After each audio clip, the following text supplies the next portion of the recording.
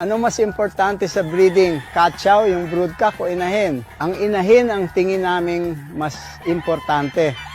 Kasi doon nakukuha yung lakas, vigor nila, body conformation, tikas at tapang.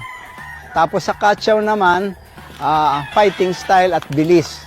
Yun ang nabasa ko sa libro ni Narragansett na tanyag nung araw pang breeder sa Amerika, fighter and breeder. At nabalitaan ko rin sa mga ibang American breeders. At observation din namin dito sa Firebird Farm. Ngayon, dun sa mga pag nag-three-way cross naman kayo, ang tama daw, sabi ito ni Johnny Jumper at ni Dan Gray, yung babae daw kailangan cross. Kasi pagka-cross, sigurado kang nandun ang vigor. Kaya yung aanakin, may vigorous. Kaya ang sabi ni Dan Gray sa akin, they're dynamite. I don't care what other people say. So ang puro yung lalaki, cross ang babae. Yun ang tama.